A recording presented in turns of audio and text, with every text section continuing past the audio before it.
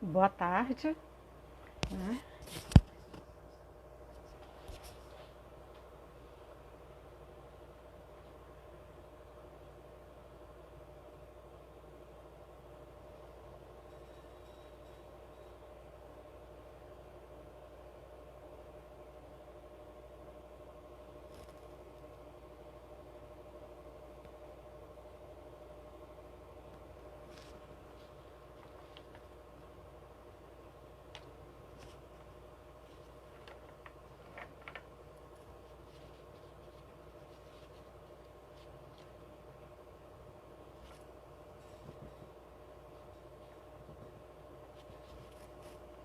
Eu gostaria que a professora Rosane desse um ok.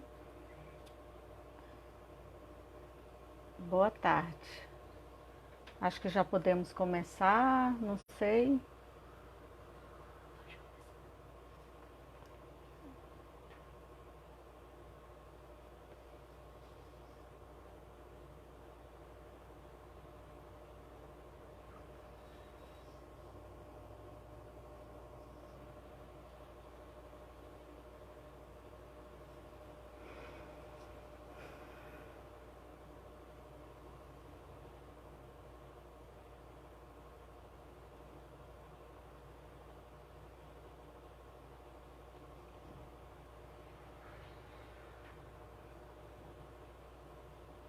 Bom, acho que as pessoas estão entrando. Eu só gostaria de saber da professora Rosane Balzan se eu já posso começar, não sei.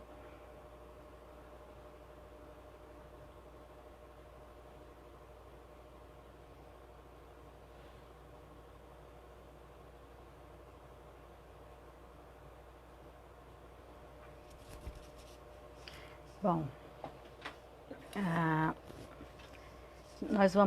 eu vou fazer uma pequena fala hoje sobre Porto Nacional no início do século XX, um ensaio de cartografia histórica. É um texto que eu preparei especialmente para essa apresentação. Em primeiro lugar, eu queria agradecer a professora e doutora Rosane Balzan, que é idealizadora e coordenadora do projeto, né, Roteiro Geoturístico do Centro Histórico de Porto Nacional. Penso que esse projeto tem contribuído imensamente para uma percepção de patrimônio histórico, para a valorização desse patrimônio e principalmente para a elevação da autoestima e pertencimento da população local. Eu também quero agradecer a minha mãe, Zilmar Maia, que nasceu e passou infância e juventude nessas ruas de Porto Nacional e agora ela nos brinda com suas preciosas memórias, né, para essa revisitação da cidade. Eu vou tentar fazer essa apresentação seguindo um roteiro, né, com 3 momentos. No primeiro, eu vou voltar ao século XIX, né, tentando construir um mapa da cidade lá nos seus primórdios, a partir de narrativas de viajantes que estiveram na cidade no início do século XIX. No segundo lugar, eu vou tratar de um documento, né, dos meus achados nos arquivos, que é o lançamento do imposto da 10ª urbana feita pela Estação do Fisco Estadual do município de Porto Nacional para o ano de 1909. E aí, num terceiro lugar, eu vou revisitar as memórias de Zilmar Maia sobre as ruas antigas e como eram conhecidas popularmente. E no final nós vamos deixar um tempinho para possíveis intervenções e perguntas. Eu quero lembrar que essa apresentação, ela não é uma pesquisa consolidada. Trata-se de um ensaio construído para essa apresentação e que essa apresentação, sim, pode virar inúmeras pesquisas, né? E uma coisa muito legal que eu tenho visto ultimamente, principalmente no Facebook, é a formação de um grupo, né, uma comunidade de portuenses, de pessoas que se interessam pela história da cidade e que, a partir desses meios, hoje discutem, partilham, né, curiosidades e impressões sobre a cidade. Bom, em trabalhos anteriores eu já tratei de alguns documentos e memórias que trazem algumas elucidações sobre o traçado urbano inicial da cidade de Porto Nacional. Trabalhei especialmente com viajantes estrangeiros que estiveram na primeira metade do século XIX na região. Esse trabalho foi publicado no livro Estrangeiros do Tocantins, do século XIX, e é um livro que está disponível, né, e atende a algumas curiosidades. A primeira descrição que nós temos de Porto Nacional, né, do Porto Real, foi deixada pelo austríaco John Emanuel Poole, que além de permanecer na vila por alguns dias, ele também navegou o rio Tocantins acima e deixou então importantes anotações técnicas e etnográficas sobre a região. Da vila de Porto Nacional, ele diz o seguinte: a vila é uma das povoações mais novas do Brasil. O número de casas sobe a 30, mas poucas são cobertas de telha, sendo a maioria coberta de palha. Entre as melhores casas estão a que eu tomei e a casa do comandante. A igreja é recém-construída, porém pequena.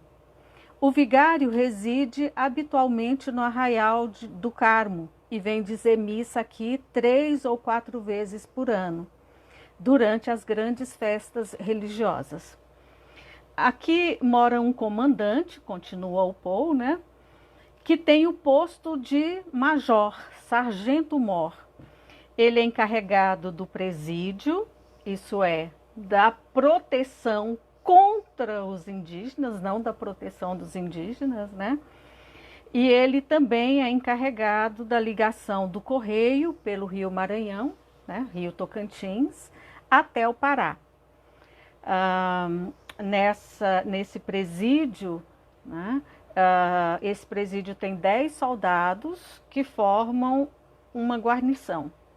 E a população da jurisdição, ela é assim representada. São 101 brancos, 483 mulatos, 439 negros negros livres e 844 escravos. Então dá para perceber que a grande maioria da população ela vivia fora da cidade, em sítios e fazendas, e que a grande parte ou a maioria da população era formada de negros escravizados e libertos. Já em 1824, o português Raimundo José da Cunha Matos, governador das armas da província de Goiás, ele também empreendeu uma viagem por toda a província para fins de reconhecimento e principalmente para a pacificação dos ânimos após o movimento separatista de 1821. No relato, né, deixado pelo governador das armas, ele afirma que Porto Nacional tem 47 casas e a capela de Nossa Senhora das Mercês. ele também faz menção ao registro, né, que controla as embarcações que descem para o Pará. Na ocasião, né, em 1824, ele também faz referência ao arraial de Pontal, que está localizado à margem esquerda do rio Tocantins e está distante de Porto Nacional cerca de 3,5 léguas, né? Pontal tinha na época, enquanto Porto Nacional tinha 47 casas, Pontal tinha 49 casas. E ainda sobre essas primeiras informações sobre Porto Real, nós temos as memórias do William Bushell, que era um desenhista. A função do desenhista era como um cientista que fotografava, né? E ele deixou 6 preciosas imagens sobre Porto Real. A primeira imagem, né, do Bushell foi a prancha número 227, do dia 18 de fevereiro de 1829, e ela traz a imagem da Praça da Matriz com a capela de Nossa Senhora das Mercês ao centro. A capela está cercada de edificações cobertas de telha ao estilo colonial. Quando a gente pensa nessas edificações da região norte do país, elas diferem um pouco da região do Rio de Janeiro, né, que eram construções um tanto quanto mais elaboradas. Mas não podemos dizer que Bushell encontrou um arraial de pau a pique, né? E à esquerda da capela desce uma rua que ordena o avanço urbano em direção oposta ao rio. Chama a atenção, né, a simplicidade da arquitetura, que foi se adaptando, né, às condições da região, porém, né, podemos ver janelas treliçadas e molduradas que dão um certo ar de requinte e distinção social. No próprio desenho, Bushell anotou no pé da estampa, né? Ele fala: tudo de cor de lama, salvo a igreja e a cadeia. E entre os arbustos, pés de cajá e mamão, né? Há pouco tempo atrás eu lia um pequeno trecho, né, do Célio Pedreira, que se refere exatamente aos famosos pés de cajá, né, próximos ao rio Tocantins. E numa segunda prancha, que é a prancha de número 231, de 29 de março, ela foi desenhada em oposição à outra, quer dizer, na primeira ele está do rio, mostrando a catedral e a capela, e essa 231 ele está em lugar oposto, né? Então, nessa prancha você pode ver a capela em posição oposta ao fundo da igreja, em frente ao rio. Aparentemente, a capela de Nossa Senhora das Mercês, ela seria construída no Arraial do Carmo. E ela já contava com a doação de 2 contos de réis, né, dado pela população do Carmo. Porém, os moradores foram convencidos por Joaquim Teutônio Segurado a fazerem essa obra no pequeno povoado de Porto Real, né? O que, segundo o ouvidor, era mais próspero e promissor, em razão da proximidade com o rio e posição estratégica na política de navegação empreendida pelo governo da província, sendo capitaneada por Teutônio Segurado. Já na prancha de número 230, nós temos um esboço da rua que fica abaixo do nível da Praça Nossa Senhora das Mercês. Então, ela está próxima ao rio e tem ligação a ele. Então, no desenho dá para a gente ver uma rua, né, que se comunica com o rio. A parte alta da cidade, que é essa aqui, que é a parte, né, no nível da Capela Nossa Senhora das Mercês, ela foi construída levando em consideração exatamente as cheias, as maiores cheias do rio. Já na prancha 228, e aí é uma pena que não consiga mostrar para vocês, é o desenho de um rancho onde se construía uma embarcação. O que, segundo Burchell, essa embarcação ela tinha 6 pés de largura por 24 de comprimento. Tinha um fundo bojudo e ela era movida por remos, né? Sobre a embarcação, um telhado de palha exatamente para proteger os viajantes do sol. Essa embarcação que estava sendo construída seria a que levaria o estrangeiro ao porto do Pará, de onde ele pegaria um navio de volta para a Europa.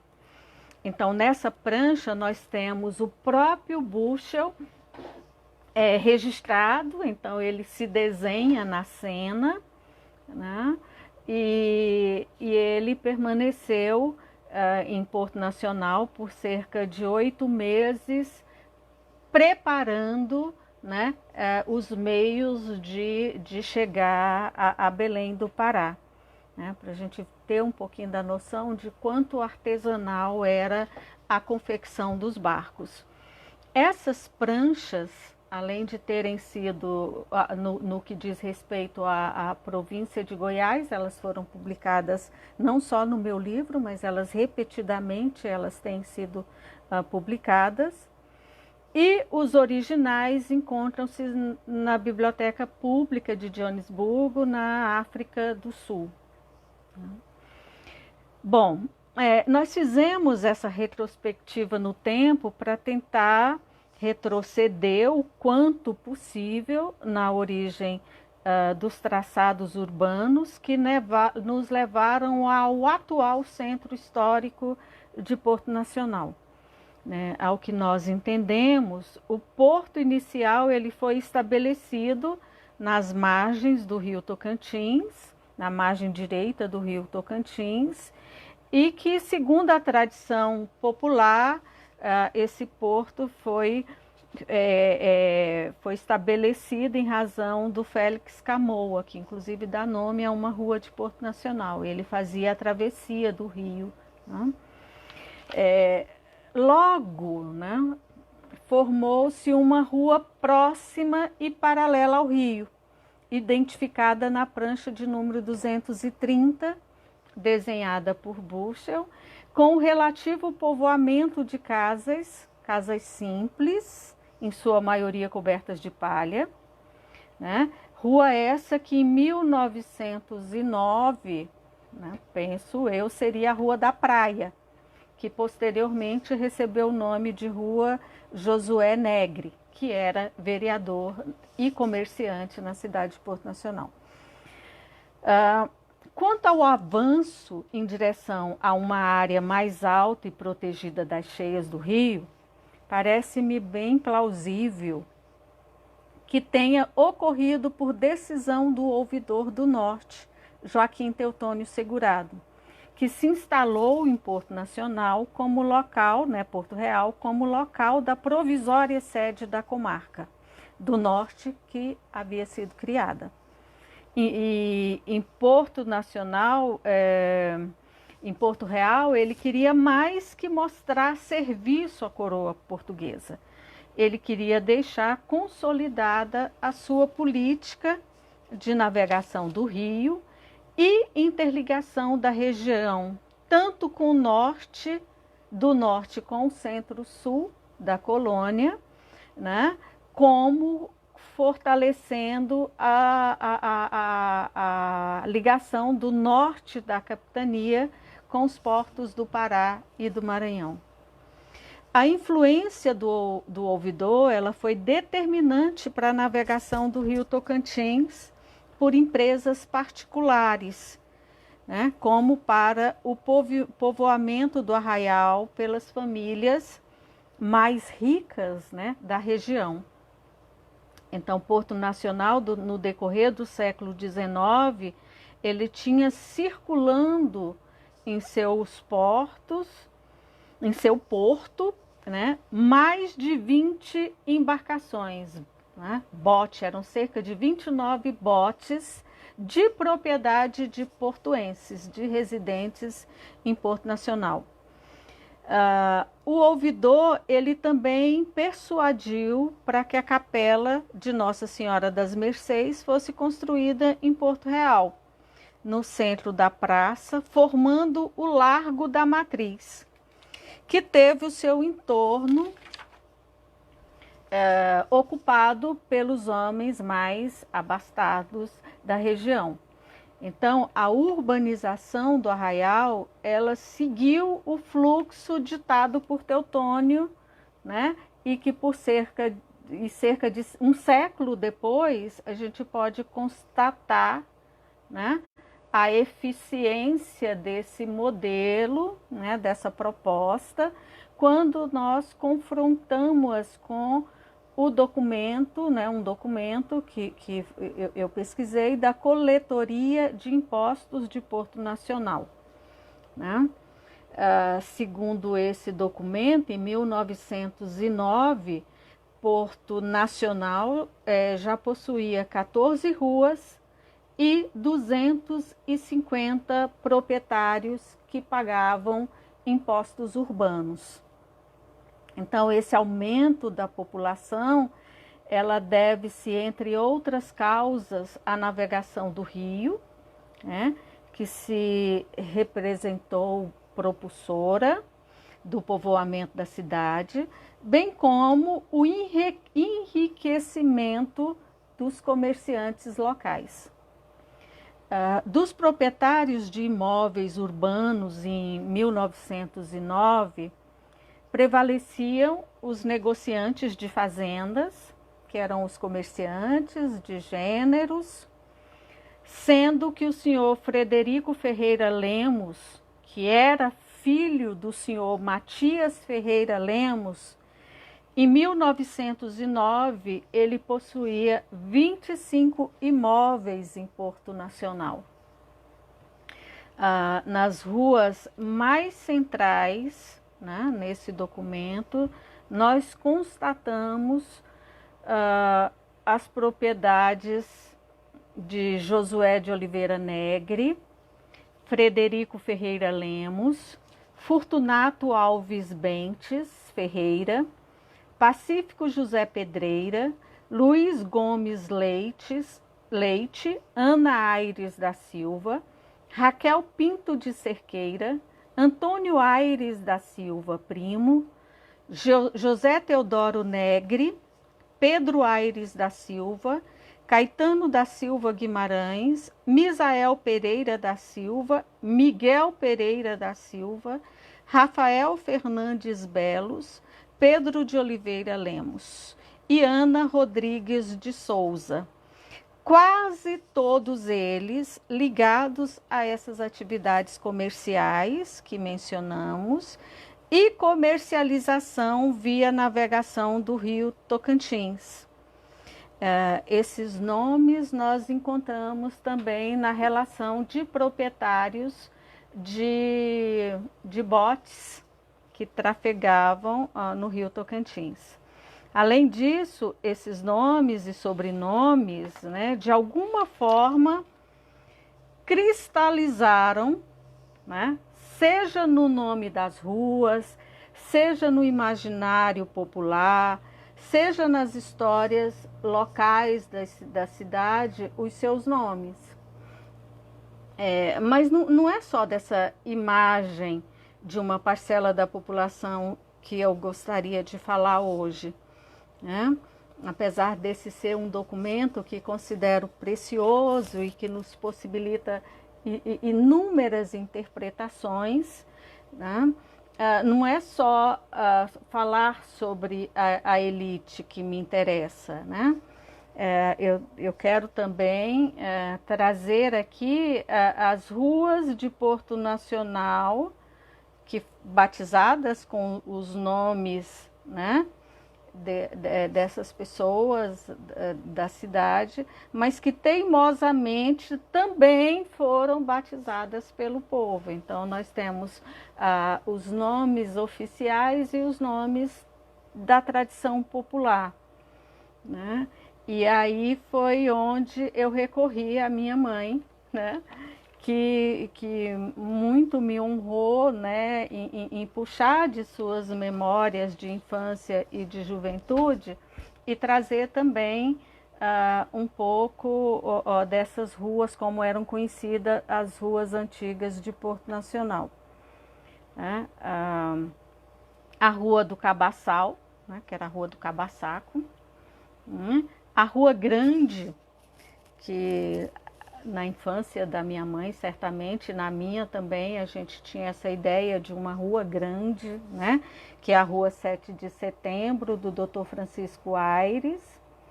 A Rua da Cadeia, onde funcionava a antiga prefeitura e a Câmara de Vereadores, e também a cadeia. Havia também nessa rua a pensão de Dona Angelina e o armazém de Fortunato, né?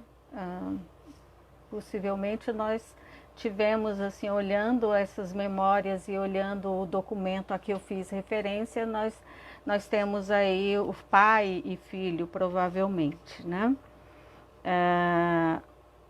E aí, né, indo para próximo à catedral, o armazém do seu Sena.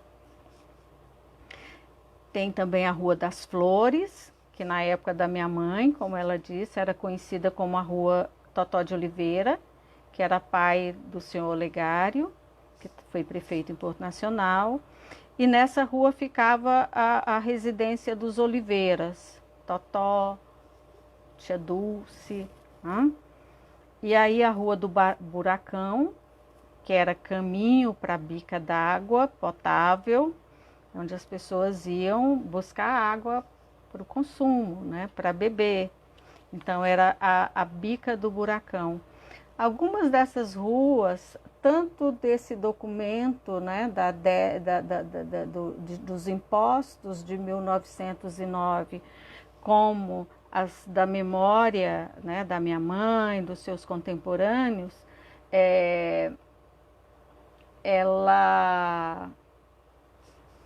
elas desapareceram, né, com o enchimento do lago, né?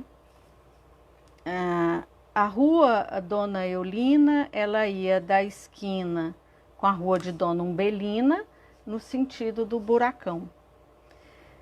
E havia a Rua de Dona Umbelina, que era a matriarca dos Costas, né? Que é a rua onde fica o Colégio das Irmãs Dominicanas, o novo colégio, né? A Rua da Rampa, da conhecida tia Júlia, né, que também desapareceu com o enchimento do lago. A Rua do Pau d'Óleo, que é uma curiosidade, ela é uma parte da rua, né, porque ela é continuação da Rua de Dona Eulina, só que no sentido contrário, né? Então ela ia lá da esquina do Casarão dos Maias até um largo que imitava uma pracinha. O Largo de Pai Basília, né, ao lado da Dona Generosa, né, que ficava essa senhora, que era muito branca, magra, alta, né, extremamente carinhosa. E sua porta era cheia de flores, né? Então todos a chamavam de Papai Basília, mesmo, né, Basílio ou Basília, mesmo ela sendo uma mulher. Aí nós temos a Rua do Buraquinho, era outra mina, né, de água, né? Parece, como diz a minha mãe, onde hoje é a praia de Porto, né, no sentido da praia. A Rua da Grota Funda, que ela ficava paralela aos fundos com a Rua da Cadeia, né? Então era aquela que tinha aquela vala funda que nós atravessávamos, né, para ir para o bar Beira Rio. Aí a Rua do Vai Quem Quer, minha mãe não lembra mais, onde não conseguiu mais localizar essa rua. As praças da Catedral, do Centenário, a Rua das Pombinhas, né? A Rua da Varginha, que era uma área de inundação, né? Formando uma várzea. Então essas são as ruas, né? Que estavam ali no entorno da Rua Grande, que, né, como nós dissemos aqui do início, foi no entorno da Rua Grande. A Rua Grande foi quase que a espinha dorsal, né, da cidade. E a Rua Dona Eulina, então, ela cruzava a Rua Grande, né, até o Paudólio. E aí outras ruas, como a Rua da Lavadeira, né, lá no córrego do Ribeirão, né, era local de lavação de roupas, né? Então as pessoas, segundo a minha mãe, as pessoas iam lavar roupa, depois, né, compartilhavam ali o almoço, o lanche, as crianças iam para tomar banho e tudo mais. A Rua da Barragem, que aí já é tanto a Rua da Lavadeira como da Barragem. Penso eu que o povoamento dessas áreas ela já foi na segunda metade do século XX, né?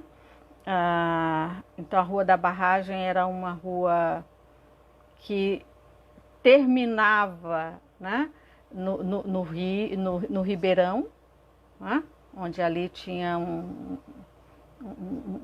serviço de transporte, né? Foi ali também que, nessa barragem, que foi construída a primeira estação de geração de energia de Porto Nacional.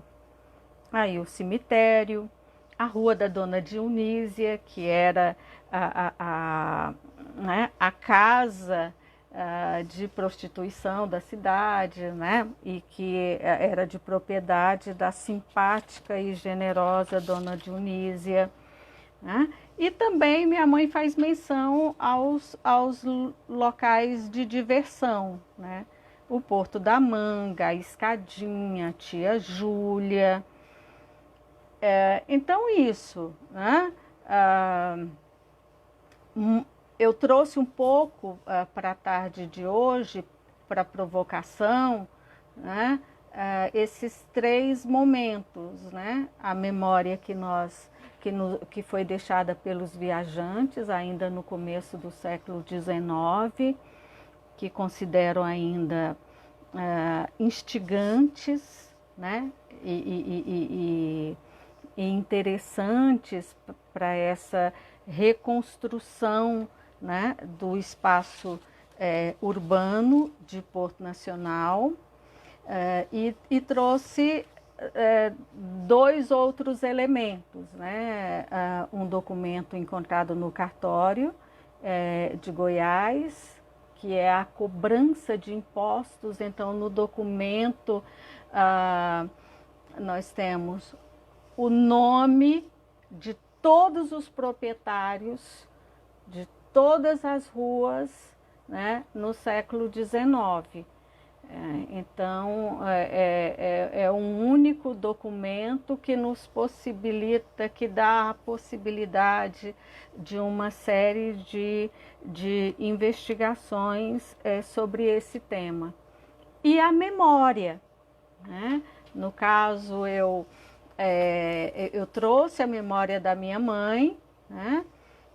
E nós temos inúmeras memórias, né, que podem ser exploradas, né, por pessoas que viveram diferentes momentos da cidade, né, e isso precisa ser registrado, precisa ser estudado, né, como que um serviço de detetive. Nós podemos ir formando uma trama, né, utilizando todos esses documentos. E nisso a Universidade Federal do Tocantins, a Unitins também tem feito um trabalho fantástico no sentido de recolher essas documentações, de instigar alunos, professores, para que exerçam, né, esse papel de pesquisadores e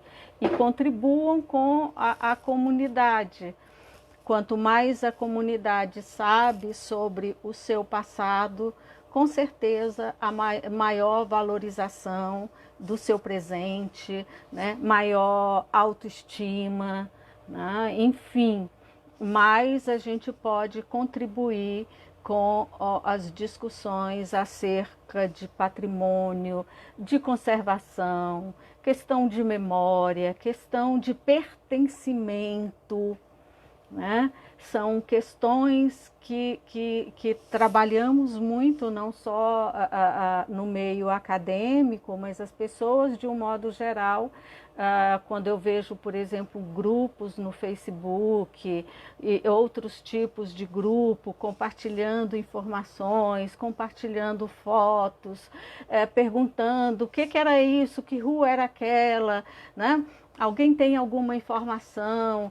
Então, nós vamos reativando o amor, o carinho, as possibilidades de conservação dos patrimônios, dos diversos patrimônios, porque ao fazermos isso, nós estamos trabalhando e fortalecendo, né, não só vínculos pessoais, mas vínculos comunitários, pertencimentos, sociabilidades, né?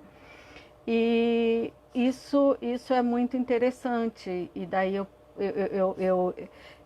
parabenizo especialmente todo o esforço que a professora Rosane Balzan tem feito com seus alunos, com a própria comunidade, instigando, né, esse passo posterior ao tombamento do Centro Histórico de Porto Nacional, que eu considero tão importante quanto o tombamento é a adesão das pessoas a esse tombamento, né? É o pertencimento, esse tombamento, ele precisa ser da população, da comunidade, né?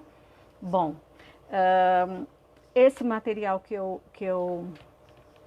escrevi, eu vou entregar para a professora Rosane para que ela, né, atenda a alguém que tenha curiosidade, que queira avançar nessa discussão, e também me coloco à disposição para isso. Eu agradeço a paciência, a boa vontade, né, de todos que vieram participar com a gente desse momento.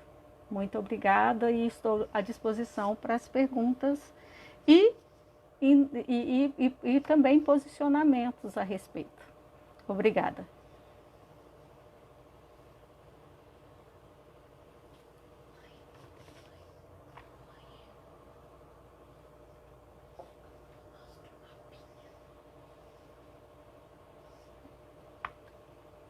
Alguma pergunta, alguma intervenção, alguma contribuição, seria muito bom, né? As pessoas também, né, podem...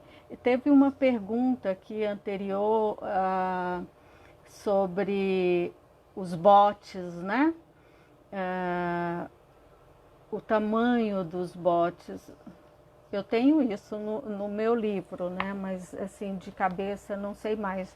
Eu sei que alguns depoimentos, né, da época em que os botes eram a razão, né, do comércio, eram um meio de transporte, comunicação, troca de sociabilidades, né? Em alguns depoimentos eu cheguei a ver declarações como: com uma ou duas viagens bem-sucedidas, aos portos, né, do Pará, do Maranhão, ah, era possível o enriquecimento, né, do comerciante. Isso quer dizer que as viagens pelo Rio Tocantins, elas eram extremamente perigosas em razão dos acidentes do rio, né, dos acidentes geográficos, das pedras, né, dos canais e tal. Por outro lado, se bem sucedida, era razão de enriquecimento, né? Então, o perigo era proporcional à lucratividade, né? No livro que eu escrevi, Caminhos que Andam, eu trato exatamente dessa navegação do Rio Tocantins. E essa navegação, eu penso que ela ainda tem que ser muito estudada, porque se nós compararmos os nomes dos proprietários de botes com os nomes, né, dos habitantes das principais, desse núcleo, né, central da cidade e que depois viraram nomes de ruas, né, são pessoas que têm uma certa memória, né, na cidade. Então, eu continuo assim, cada vez mais convencida que o plano do Teotônio Segurado, né, de urbanização da cidade, o traçado que ele definiu, a capacidade que ele teve de atrair moradores, né, para Porto Real, foi muito bem concretizada, né? Tem uma relação muito forte.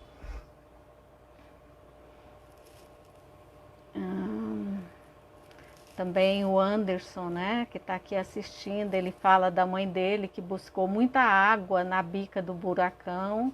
Eu também já fui muito na bica lá do São João, né, lá, essa água, né, acho que os moradores de Porto Nacional, durante muito tempo, eles não acreditavam na água encanada, como chamavam, né, as pessoas preferiam consumir, né, a água da bica, né. E isso, né, a Dalila fala que relembrando muitas coisas boas, realmente, né, parece que lembrar ou visitar memórias é como viver, é como reviver determinados acontecimentos, né? A minha família, ela foi uma família que sempre cultivou a memória, relembrar, falar, né, da memória. Eu acho que isso é muito importante, né? É muito importante para nossa identidade, nosso pertencimento, né? Acho que para a vida, né? De um modo geral, né?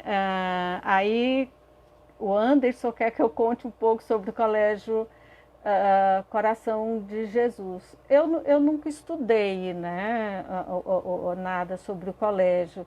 O que eu sei, assim, a minha avó foi interna no colégio, minha mãe foi aluna, eu fui aluna, meus filhos também, né? E a influência das dominicanas, ela foi uma influência que extrapolou a cidade de Porto Nacional, né? Era um centro, uma referência de formação, de cultura, né? De religião, né? Então é um tema também que é muito precioso, né? Parabéns aqui à professora Rosane, o povo está falando, viu? Acho que a Rosane ela já é uma portuense assim né, de alma, né? Alguém sugere se o Ministério do Turismo conhece o projeto, né, de roteiro geoturístico de Porto Nacional, né? Então é isso, eu acho que a população tem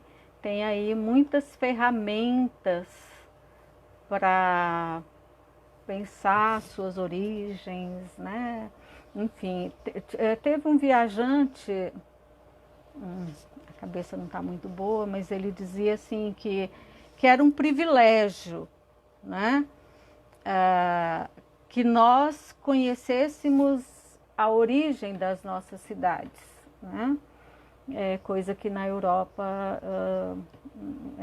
é muito mais difícil, né? Numa linha assim de tempo.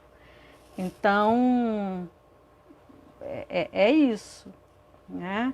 Porto Nacional, Natividade, Monte do Carmo, tem populações, tem pessoas, né, que se preocupam muito com essa história e isso, né, é uma demanda boa para a universidade faz um trabalho fantástico de pesquisa em história, né, e a gente contribui. Ver se tem mais alguma pergunta, mas, né, muita gente assistindo, né?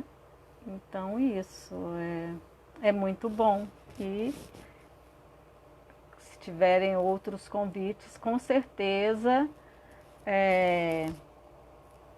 me convidando, eu tenho o maior prazer em participar, né?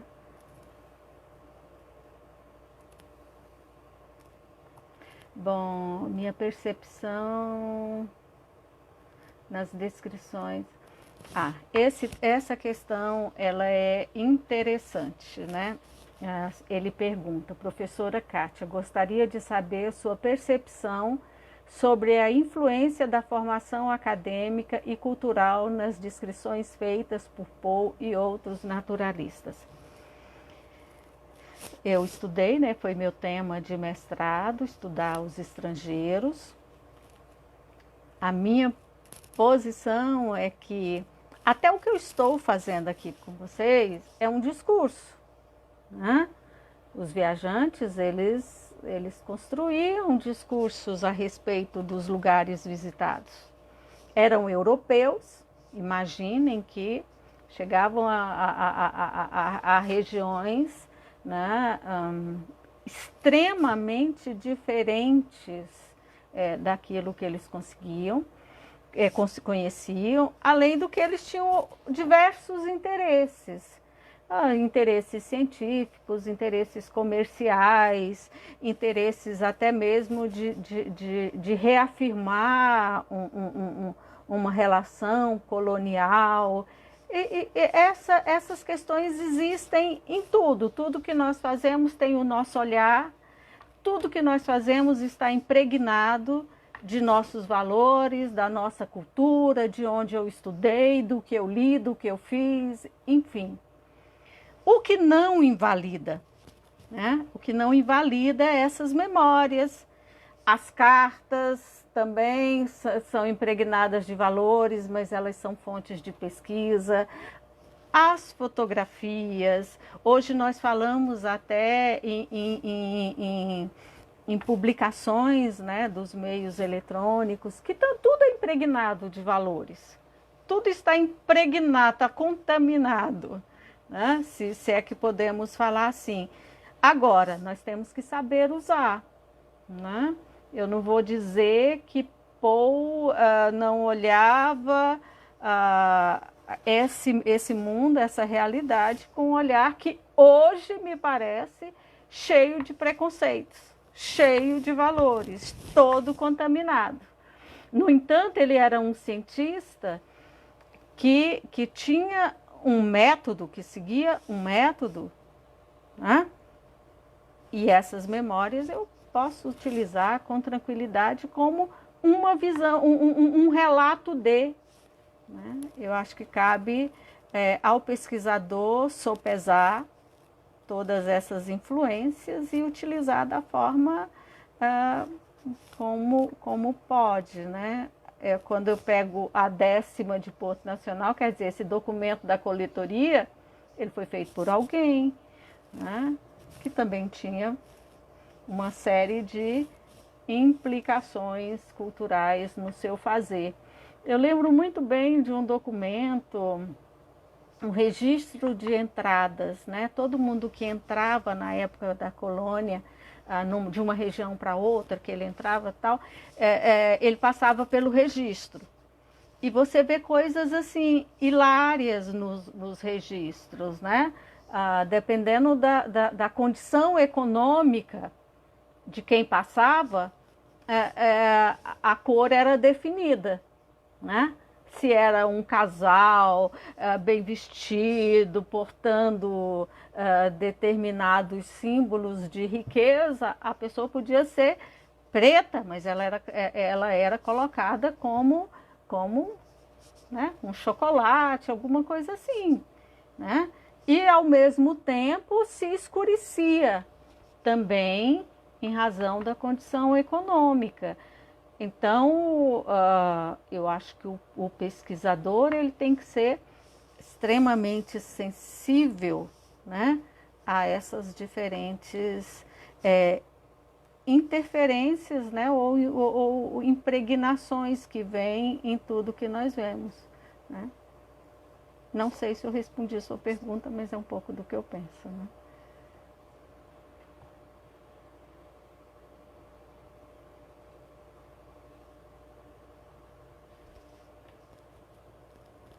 Bom, vamos ver se ainda tem. Acho que eu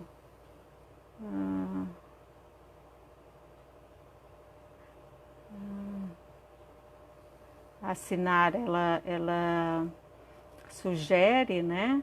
Mas materiais informativos, né? Eu acho que a gente tem que estudar ainda bastante, né? Pensar, tem uma poesia do Pedro Tcherra, né? Sobre as ruas de Porto Nacional, essa oposição do povo, a visão do povo, ou, né? Não muito essa oposição de briga, mas assim, em dado momento o povo fala que é o nome de tal, né? Geralmente os políticos nomeiam ruas, prédios, né? E eles continuam obedecendo ao popular, ao que o povo chama, né? É isso. Professora Rosane, a senhora que manda se terminamos. Né? Meu avô Sena Brito falava que quando os botes chegavam na corredeira do lajeado eram descarregados exatamente. Ele tem até numa das pranchas do Bushel, ele mostra isso, né? A corredeira, todo o material descarregado, o barco era puxado por corda e depois a carga era reembarcada, né? Bom, professora Rosane, todos que vieram participar com a gente desse momento, eu agradeço e mais uma vez me coloco aí à disposição, né? Uma boa tarde a todos.